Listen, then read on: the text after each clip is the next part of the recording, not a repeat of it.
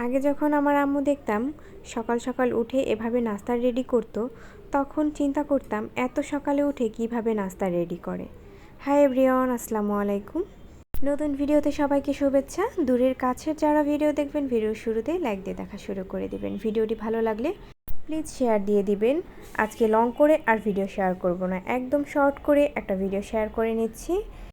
সারাদিন বাসায় থাকতে থাকতে দেখা যায় একটা সময় অনেকটা বেশি মন খারাপ লেগে যায়।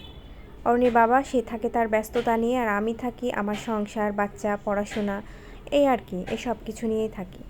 তো সন্ধ্যার পর অরুণীর বাবা অফিস থেকে আসার পর একটু বাহিরে বের হয়েছি, ফোন দিয়েছিল, তো নিচে গিয়ে একটু ঘুরে আসলাম আর হাবিজাবি খেয়ে আসছি।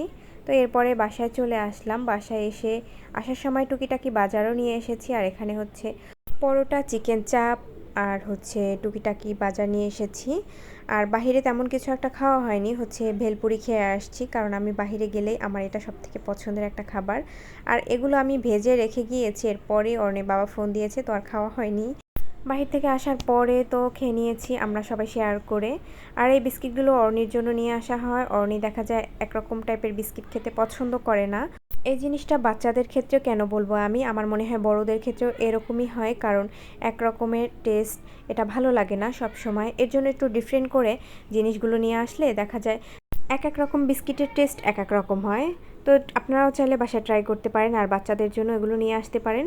এর প্রাইসও খুবই কম থাকে। আর এই যে আমি এখানে চা করে নিয়েছি, চা করে হাঁড়ির অবস্থা 12টা বেজে গেছে, আর ভাতও বসিয়ে দিয়েছি। আর ওর জন্য যে বাজার মানে বিস্কিটগুলো নিয়ে এসেছে এগুলো আমি আলাদা আলাদা বক্সে রেখে দিচ্ছি। ওর যেটা বেশি পছন্দ এটা আলাদা করে রেখে দিচ্ছি, আর যেটা হচ্ছে আমরা একটু খেতে পছন্দ করি এটাও আলাদা করে রেখে দিচ্ছি।